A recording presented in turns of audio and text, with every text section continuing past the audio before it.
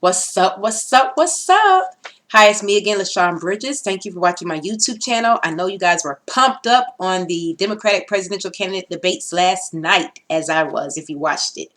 The candidates, of course, were Elizabeth Warren, Cory Booker, Amy Klobuchar, Bill de Blasio, Beto O'Rourke, and Julian Castro, sorry. In my opinion, the debates, of course, were turned up, okay, as my children would say, as my girls. Elizabeth Warren, she stayed very strong and consistent with her answers. And in my opinion, she was very real and genuine. I did enjoy listening to Elizabeth Warren. Of course, each candidate only had 60 seconds to answer, so they had to answer in a time frame that was very fast and had to be very brief, but they also had to come correct with their answers because America was watching, okay? But I do feel that Elizabeth Warren, she got her point across. She answered the question, especially on economic inequality. She sort of faded out on the debates during the second half. I was like, okay, where is she? Where? But I think she was just mainly sitting back and just listening to others speak before she just answered. I love it also when Julian Castro was battling Beto O'Rourke, and it was a very strong competition between the two. Castro remained strong in his answers about decriminalizing illegal immigration. So I did enjoy listening to that and his opinions about that. To me, one of the strongest candidates, though, from beginning to the end, that didn't mind jumping in and speaking and talking about the debates, and as far as in his answers with the debates was very strong. I mean, was Cory Booker. I think Cory Booker, he really delivered, last night. He really did a really good job on, a lot of the questions, and answers to the questions, I'm sorry.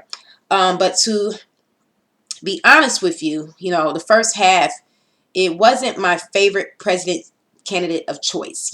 Cory Booker, he wasn't really my favorite, but he won me over, as debates continued because he just would not back down no matter what was asked. When he felt time to jump in and answer and, elaborate on certain issues, he definitely did a really good job on delivering his point across. Okay. So I was really impressed with Cory Booker last night. Very impressed. And he just really just delivered great. Um, Also, the night he won favorite Democratic presidential candidates besides, Yang, Elizabeth Warren, and Julian Castro. All of those are my favorites. Of course, Andrew Yang is definitely, I've been, shouting out Andrew Yang's name all year, even though I know he's at the bottom ranking right now as far as in with the debates. But I do believe that the second half tonight will definitely show America once he gets, to talking about the UBI plan, he's going to do a really good job. I know it, and I cannot wait to hear him talk about it. So I love it during the debate also when Beto O'Rourke was trying to deliver and answer, a lot of the good questions, but he got chewed up, in my opinion, by Tulsi Gabbard. She was on him, like a doggone bear. She corrected him about the terrorist attacks that happened on September 11th. And Representative Tim Ryan made a mistake and said that the Taliban attacked the United States. Of course, we all know that Tulsi is a veteran and has experience with the military. So she quickly ate up, Representative Tim Ryan, and that was good. That showed her strong abilities to discuss important issues in the debate. And she was just like a shark preying on her next meal when she quickly corrected him. So I just really enjoyed her statement of the Taliban didn't attack us on 9/11, and she got her point across that Al Qaeda did, not the Taliban. This was a low point for Representative Tim Allen, of course. I mean, Tim Ryan, I'm sorry. He was trying to make a strong, um, comeback, from the debates and actually just really get his name out there more on the debates as far as in his issues and on his policies and on certain issues that are going on in America. And it was his chance to actually make a strong comeback, but I didn't think he did a very good job on doing that, unfortunately. According to the U.S. Today, candidate Beto O'Rourke, he gained a national following as he ran for senator against Senator Ted Cruz during the 2018 midterms. He also has the largest fundraising of any candidate in the Democratic Party. And when I found this out, I was like, wow, that's impressive. But last night, Beto O'Rourke, sad to say, he didn't deliver as strongly as I thought, as I was suspected. He failed to answer some of the questions, finishing answers with mainly Spanish on a couple, which was okay, but, I think he should have delivered a little bit more to me. I mean, that's just my personal opinion. But I was really shocked to hear Booker, of course, Cory Booker, he stepped up to the plate, like I said earlier. He really answered the questions, and it really shocked me when I heard him speak in Spanish. Did you guys, I'm sure you guys was, I don't know if you were as shocked as I was, but to hear a black man actually speak fluently in Spanish, which Spanish is not hard. I mean, once you actually learn how to speak it, even though I cannot pronounce the words to save my life in Spanish. But I think Cory Booker really made a statement last night that he's versatile, that he can relate to Hispanic speaking people. So I really was impressed when he was, discussing a lot of the issues in Spanish as well as in English. Go Cory. To me, I felt, his passion. You could feel his passion in his answers to important issues. He's just a very passionate person, and he showed diversity amongst the cultures. I believe. Another candidate, Amy Klobuchar, she gave us an excellent statement when she bashed Donald Trump about bringing down drug prices. Okay, stating that the president has yet to do this. Okay, I was shocked, when she said that. And I was very impressed.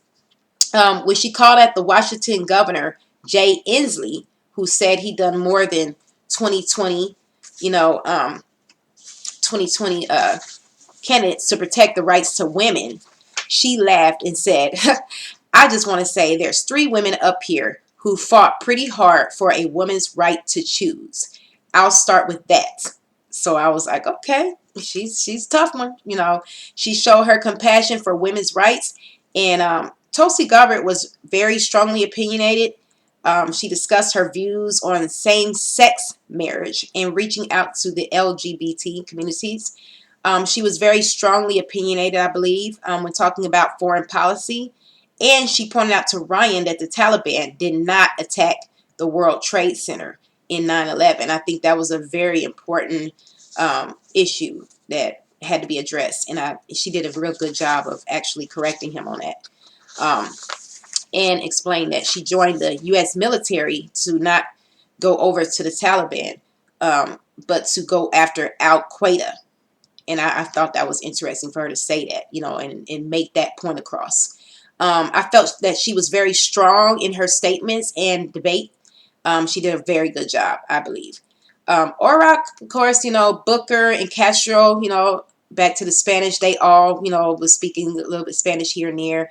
Of course, Orac did a lot of Spanish, and Castro. Booker, he, like I said earlier, he definitely delivered his Spanish speaking skills. Overall, I believe that the candidates, they were very strong, all of them. They had very good points. They brought, their issues and concerns and actually, answered a lot of the questions in a timely fashion as much as they could. So I think they did a very good job on that. Despite they all made, of course, very interesting point of views, despite the time frame, of being so short.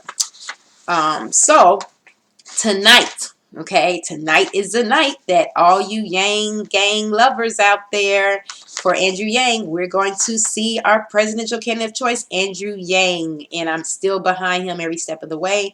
I think that once they hear him, the world will be impressed. Tonight, of course, the Democratic presidential candidates, according to Vox.com, said that 4 of the 5 top presidential candidates, we all know, will be running. And they will consist of Joe Biden, Bernie Sanders, Kamala Harris, and Pete Buttigieg. My presidential candidate, of course, Andrew Yang. Can't wait to hear him. I know that he will definitely win the crowd when he delivers the plan of the UBI. I cannot wait to hear him say this plan compared to Kamala Harris' plan of her similar UBI plan. So I want to see if they're going to debate both of their plans, so I can't wait to hear that. I also would like to hear Miriam Williamson. I'm sorry.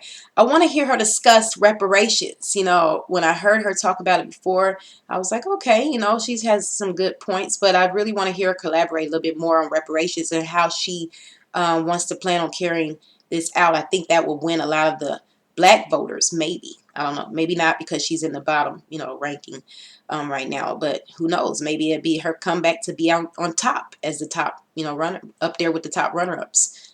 Who knows?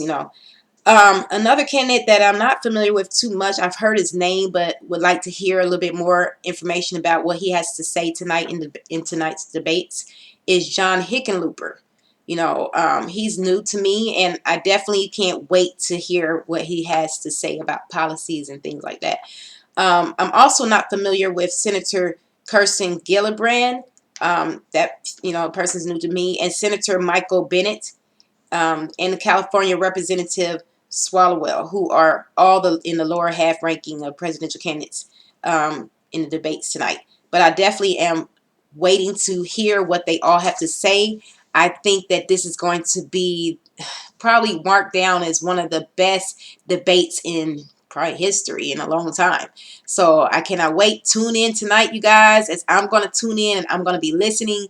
All you Yang Gang fans out there, such as myself, we're going to be rooting and seeing what he has to say. Hopefully he'll make a comeback where he'll be up on top with the top, presidential candidates. I'm hoping, and I hope a lot of you guys are watching tonight. So tune in, and don't forget to continue to subscribe to my YouTube channel and click the like button, and also click the bell on the right hand corner for further notifications. Thank you for watching, and don't forget, watch the debates, guys, tonight at 9 p.m. Depending on where you live at, Eastern, Pacific, Central, wherever you live at. Tune in, find out what channel tonight at 9 p.m. All right. See ya.